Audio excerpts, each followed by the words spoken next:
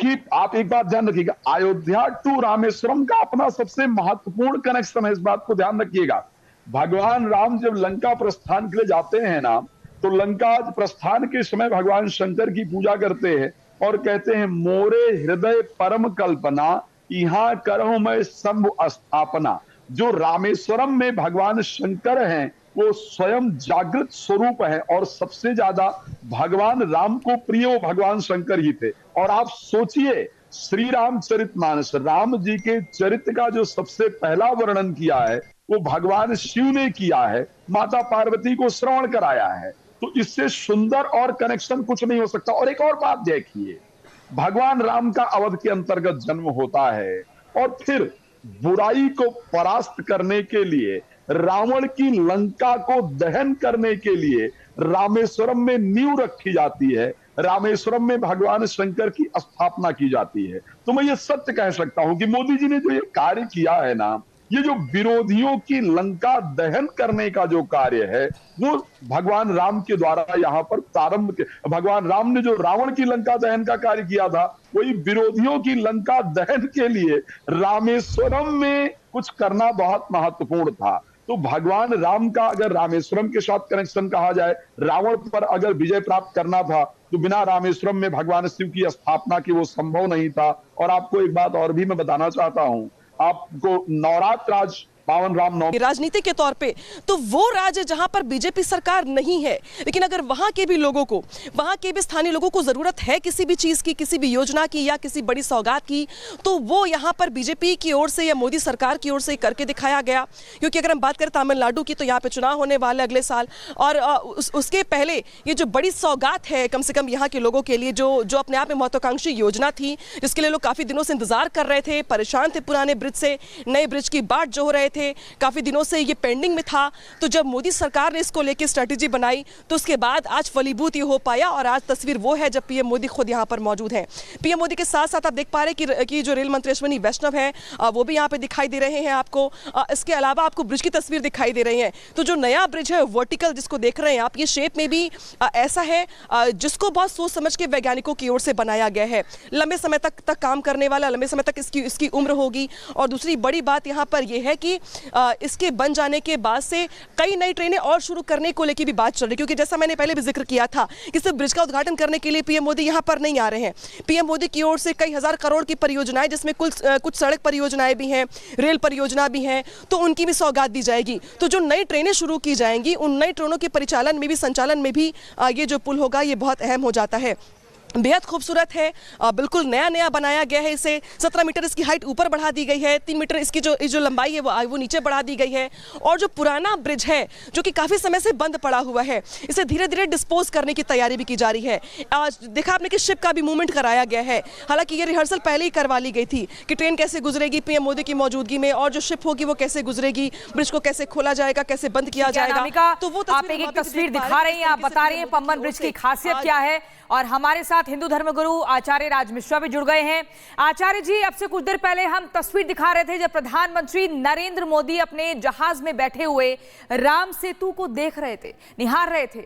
अगर आज हम रामनवमी के उपलक्ष्य में राम सेतु के बारे में आपके मुख से समझना चाहें और दर्शकों को समझाना चाहें, तो क्या कुछ बातें होंगी?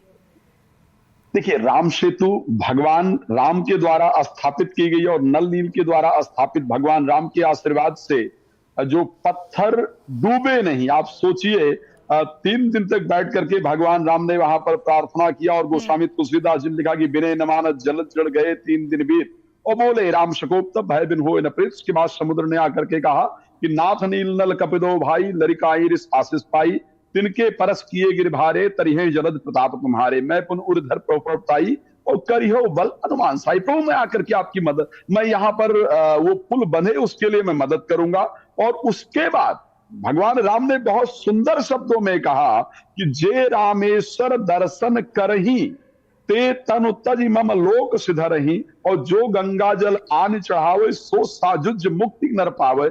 मैं तो बहुत सौभाग्यशाली हूं, आज ये महसूस कर रहा हूं कि कम से कम भारत में कोई ऐसा प्रधानमंत्री हुआ है जो हमारी वास्तविक जो संस्कृति है, वास्तविक जो धरोहर है, उसको आगे बढ़ाने के लिए, देश के विकास के साथ साथ उसको आगे बढ़ाने का काम कर रहा है।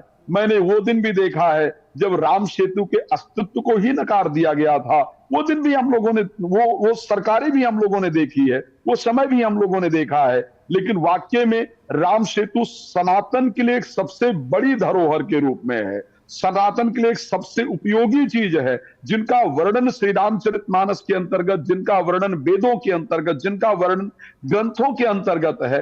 और उस पर अगर आदरणीय प्रधानमंत्री जी काम कर रहे हैं और उसको आगे बढ़ाने का कार्य किया जा रहा है। राज मिश्रा जी, मेरा एक सवाल ये भी है जी, आगे बढ़ा जी जी, तो उससे इससे बेहतरीन शायद और राज मिश्रा जी, सवाल यहाँ पर यह भी है कि पीएम मोदी की राम भक्ति हमने इसके पहले भी कई बार देखी है, लेकिन राम भक्ति के साथ साथ हम ये देखते हैं कि आप याद करिए वो तस्वीर जब अयोध्या में राम मंदिर के उद्घाटन के पहले भी पीएम मोदी रामेश्वरम आए थे, यहाँ पे उन्होंने ध्यान भी किया था, पूजा अर्चना भी की थी, और उसके बाद ये 1 साल के बाद ये मौका आया है जब पीएम मोदी रामेश्वरम में मौजूद हैं। तो रामेश्वरम और राम भक्ति दोनों आपस में मिले हुए हैं। एक जगह ऐसी है जहाँ पे प्रभु श्री राम का जन्म हुआ और एक जगह ऐसी है जहाँ पे प्रभु श्री राम ने शिव की आराधना की, पूजा अर्चना की।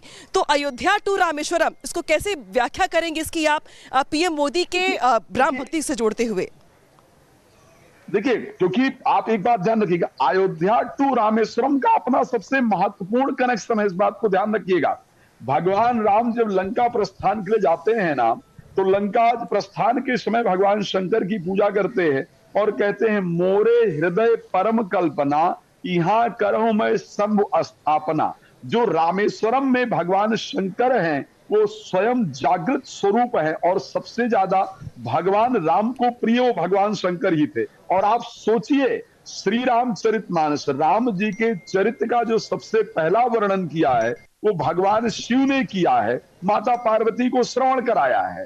तो इससे सुंदर और कनेक्शन कुछ नहीं हो सकता। और एक और बात देखिए, भगवान राम का अवध के अंतर्गत जन्म होता है और फिर बुराई को परास्त करने के लिए, रावण की लंका को दहन करने के लिए रामेश्वरम में नींव रखी जाती है, रामेश्वरम में भगवान शंकर की स्थापना की जाती है। तो मैं ये सत्य कह सकता हूं कि मोदी जी ने जो ये कार्य किया है ना, ये जो विरोधियों की लंका दहन करने का जो कार्य है, वो भगवान राम के द्वारा यहाँ पर प्रारंभ के, भगवान राम ने जो रावण की लंका दहन का कार्य किया था, वही विरोधियों की लंका दहन के लिए रामेश्वरम में कुछ करना बहुत महत्वपूर्ण था। तो भगवान राम का अगर रामेश्वरम के साथ कनेक्शन कहा जाए, रावण पर अगर विजय प्राप्त करना था तो बिना रामेश्वरम में भगवान शिव की स्थापना की वो संभव नहीं था। और आपको एक बात और भी मैं बताना चाहता हूं, आपको नवरात्र आज पावन राम नवमी